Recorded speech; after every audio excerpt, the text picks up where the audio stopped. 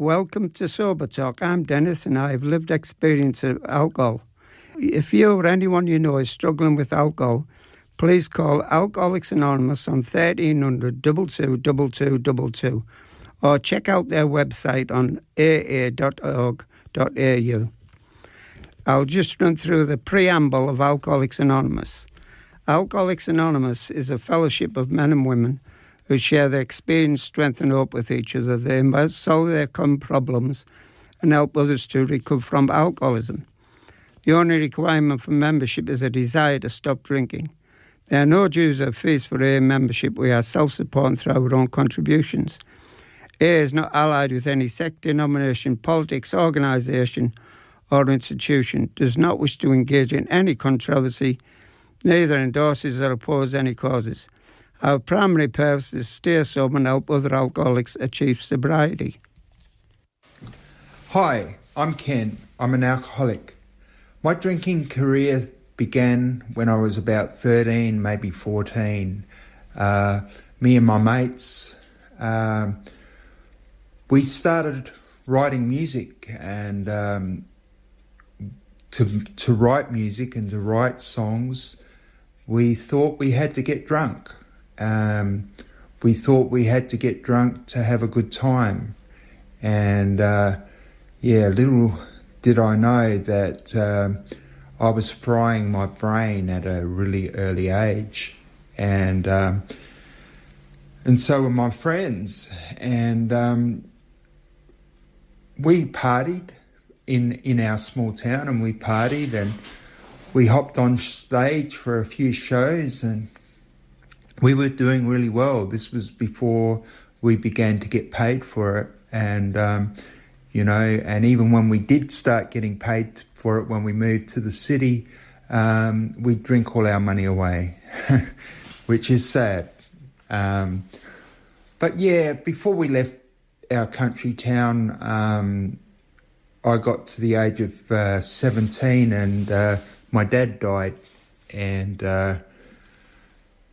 which was hard for me because he always used to beat me, and I never had any closure. I never had a chance to grow up and to get to know him as an adult and say, hey, why did you beat me so much? Later in life, I realised that, he was a very unwell man and working 12-hour shifts and having to deal with kids, and he deep down was a good man, and I've come to realise that thanks to the program, that you got to stop and put yourself in their position, I guess.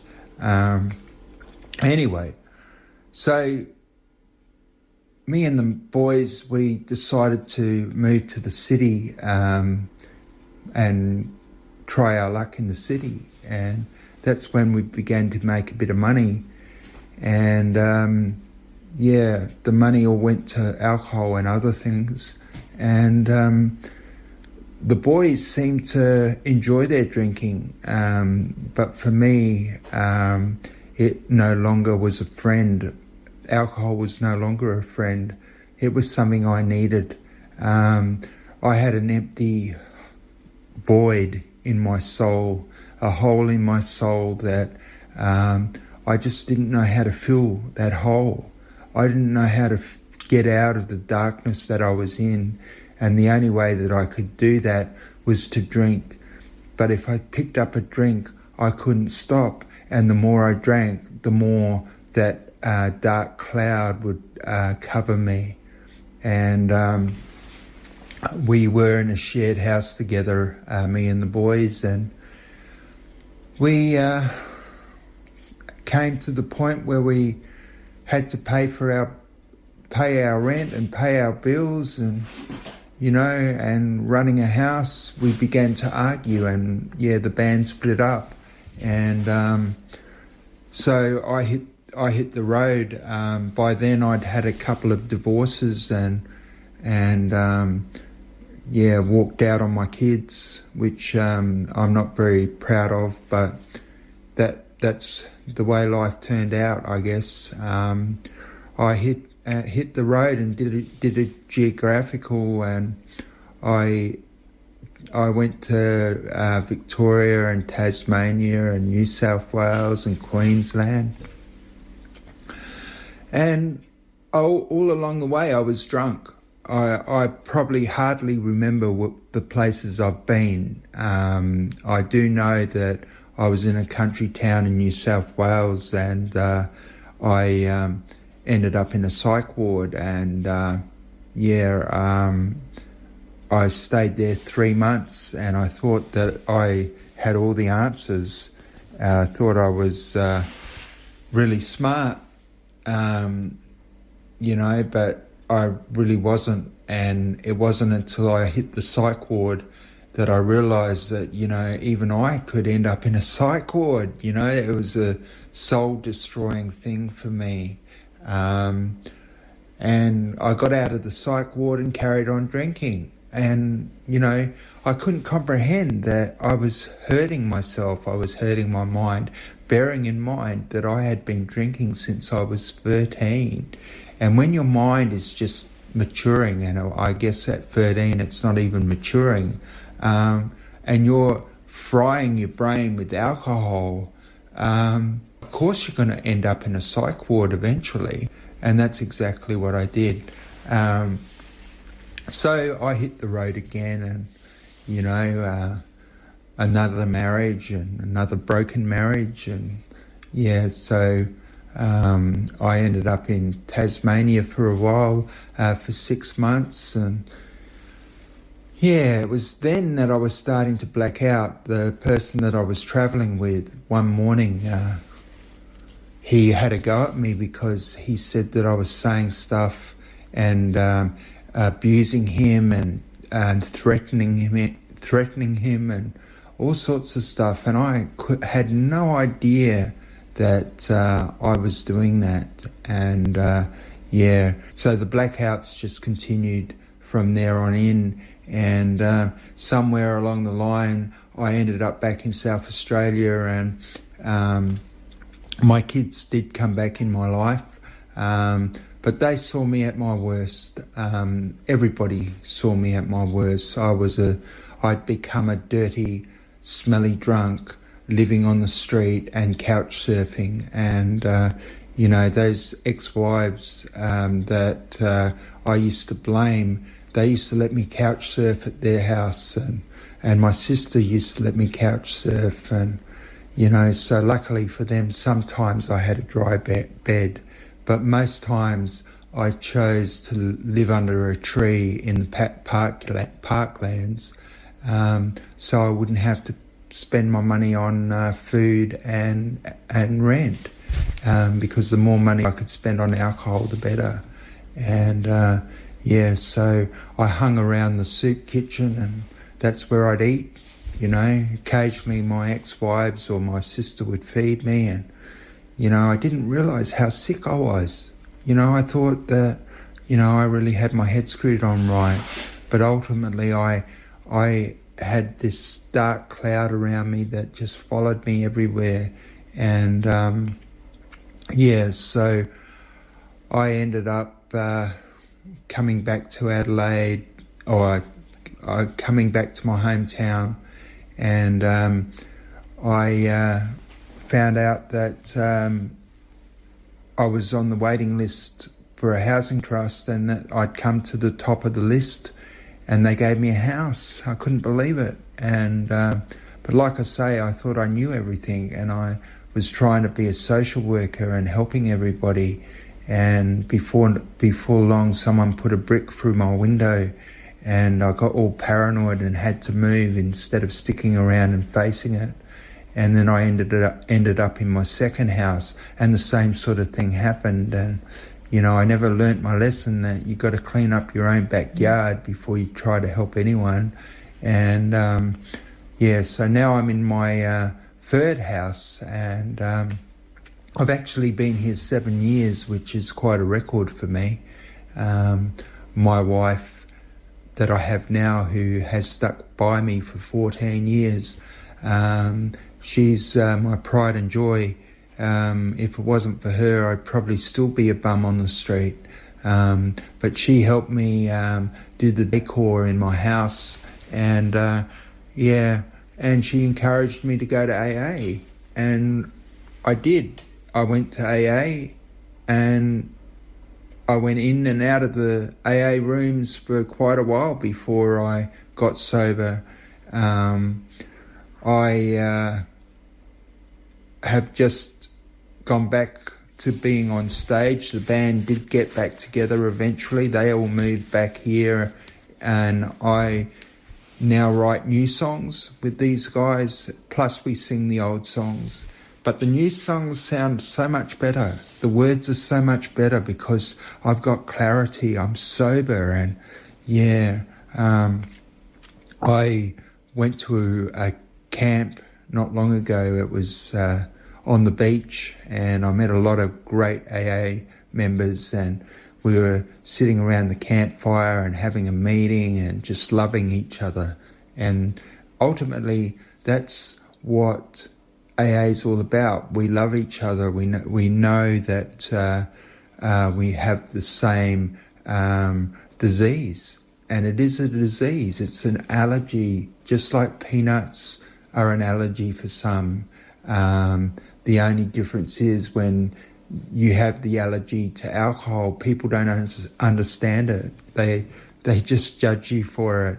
And I'm proud to tell people I'm an alcoholic. I'm proud to tell people where I've been, because when you hit rock bottom and you get up again, you're actually in a position where you can help someone. And I love it. And that's really what AA is all about.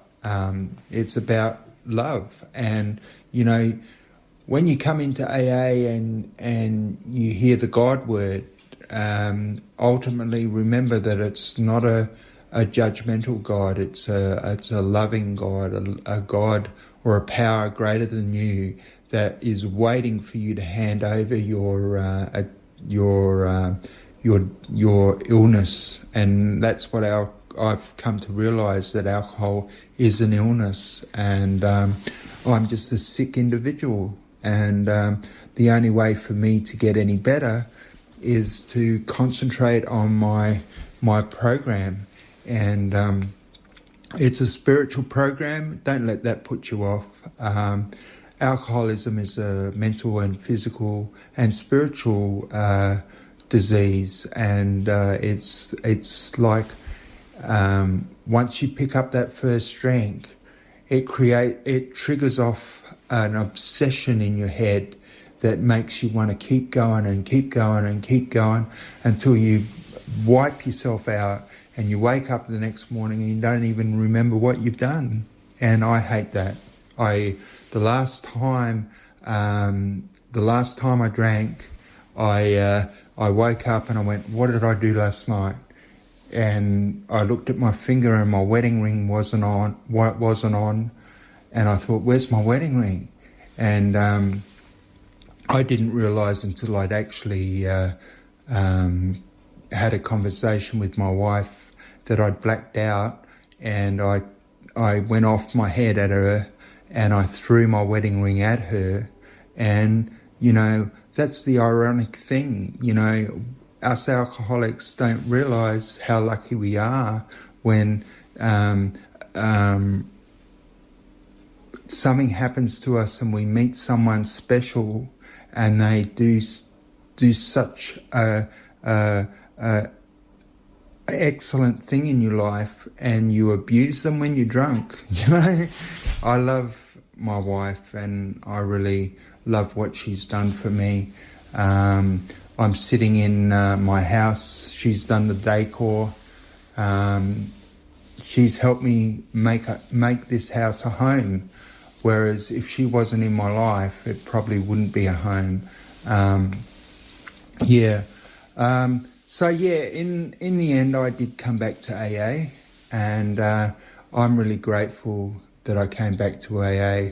I'm really grateful to be back on stage and entertaining the audience with a good voice, a voice that's not drunk. And this God thing that people struggle with, it's quite a dilemma, and it had me in and out of the rooms because I just really couldn't accept the concept of a higher power. And now I've come to realise that I've seen a lot of miracles in the room. Of course we don't mention what happens in the rooms, but man, if I could tell you some of the things that have happened that I've seen, people, their lives just transformed the longer they stay sober and the longer they focus on this program. So I couldn't get myself sober, and as I said, I was in and out of the rooms, and I finally came back, and I finally got over all my resentments. And resentment is something that really kills an alcoholic. And I used to get resentment on all the members, and not realising that we're all broken people, and we shouldn't judge each other. We should support each other, which most of us in AA do. I came to a point where I realised that I needed a sponsor, and I'd heard it for years and years. You need to get a sponsor. You need to get a sponsor, and it's like, yeah, but who do I trust with all my stuff? And it turns out that if you pick the right person, they'll stand by you, and they'll stand by you because helping you helps them to stay sober. And that's what it's all about. It's about passing on the gift of sobriety. And I don't know if you're thinking about coming to Alcoholics Anonymous, but if you are, then you'll be walking into a room full of love, a room full of laughter, and a room full of people that really care. And I'm even starting to do Zoom meetings now, and it's blown my mind what I've learned about technology. I never really realised that I could learn as much as I've learned lately. And all of that is because my mind is starting to heal, my spirit is starting to heal, and the God word no longer puts me off. I've come to accept it, that I don't need to think about anybody else's conception of a higher power. As long as I have my idea of what a higher power is, that higher power has taken my alcoholism away, and I can happily say that one day at a time I'm staying sober. And when I'm going through a hard time, I just ring a member, and if they're going through a hard time, they might ring me, and that's what it's all about.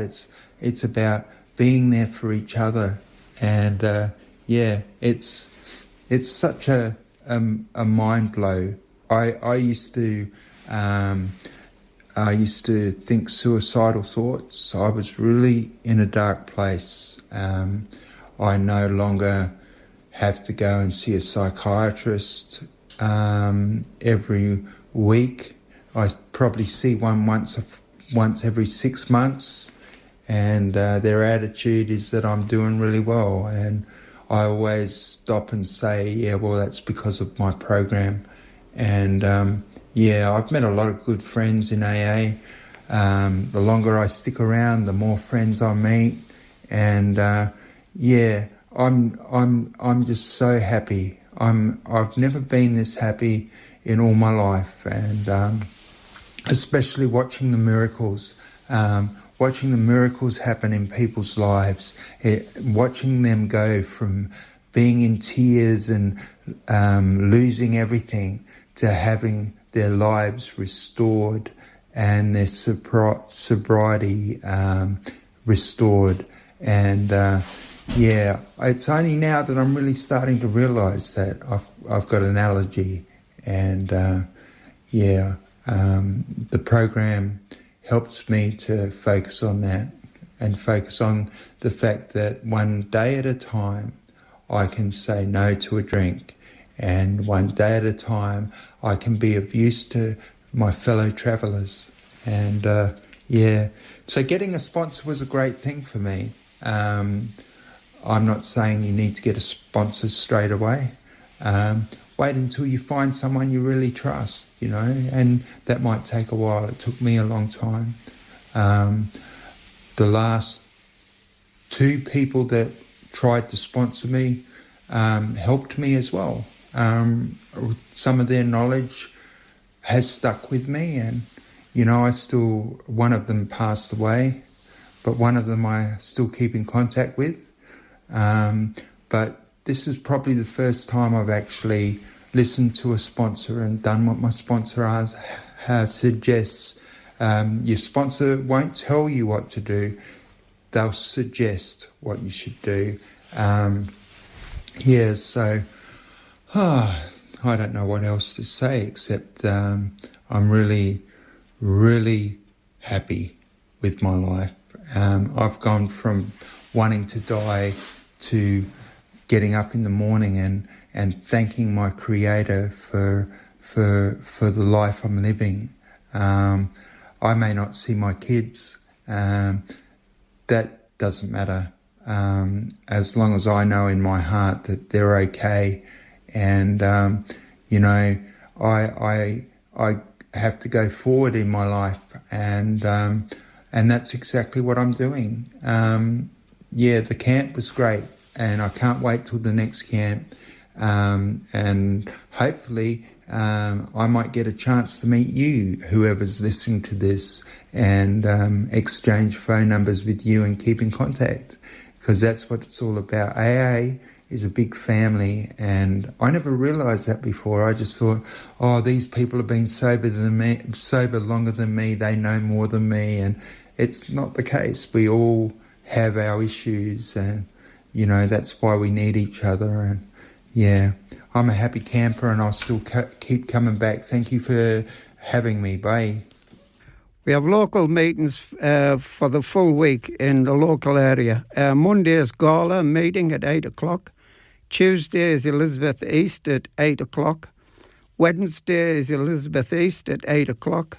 Thursday is Two Wells at 8 o'clock. And Friday is Salisbury at 8 o'clock. There's a meeting at Deveron Park at 12 o'clock, and on Sunday there's a meeting in Salisbury at 7 o'clock, and many other meetings in the area. For details of your local meetings, please phone 1300 22 22 22. And once again, if anyone you know is struggling with alcohol issues, please call Alcoholics Anonymous on 1300 22 22 22. The website is aaSouthAustralia.org.au.